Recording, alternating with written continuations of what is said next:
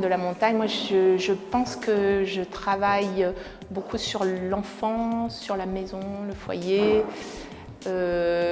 sûrement dans les traces un peu d'Étienne Martin, on en avait parlé.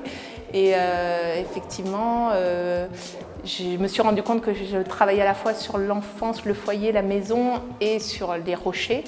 Et que pour moi la montagne était une sorte d'autoportrait et que j'avais fait un très grand polyptyque qui était exposé au Creux de l'Enfer à Thiers et que je pense que c'était un espèce d'autoportrait. Voilà. Et que le ventre, quelque chose de l'ordre de la première maison qu'on a tous eue, et la montagne et la caverne aussi. Je travaille beaucoup de toiles en même temps et je les mets les unes sur les autres, ce qui explique que dans beaucoup de toiles, on a des impressions de cache et parfois je reprends sur des mêmes toiles.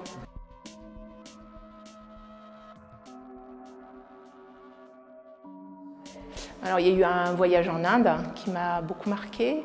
Donc les formes qu'on peut voir qui sont ces petites guirlandes viennent à la fois des boucles des enfants quand ils essayent de faire des boucles, des L, des E, et également des guirlandes, je pense.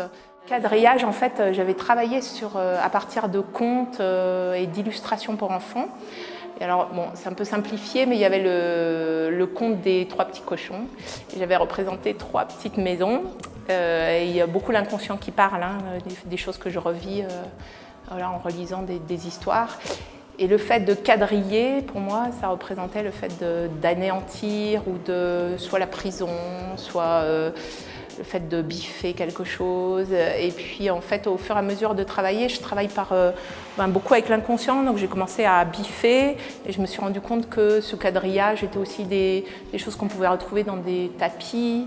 Voilà, et que c'était aussi des fenêtres, et que c'était aussi les enfants à l'école maternelle qui plantent leurs dessins dans le mur, qui les enlèvent, qui mettent toute leur énergie et on enlève et reste dans ces photos d'école maternelle des murs où il y a des caches vides.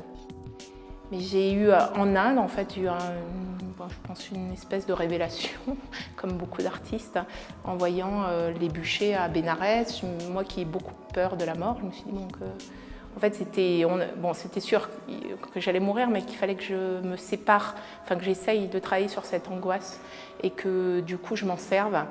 Et dans cette angoisse, il y avait la peur de travailler d'une manière trop photographique dans mon travail.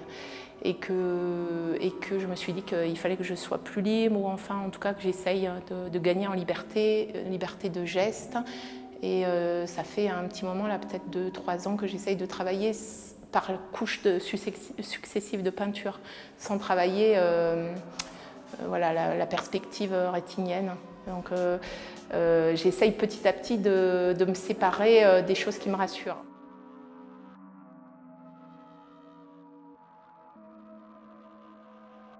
La figure a un peu disparu, mais j'en ai quand même mis une derrière avec la marionnette.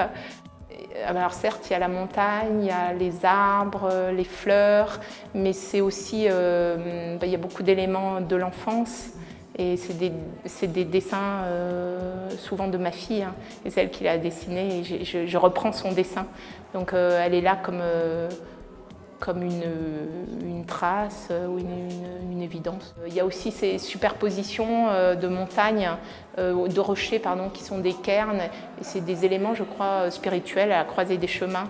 Et c'est donc les hommes qui font ça.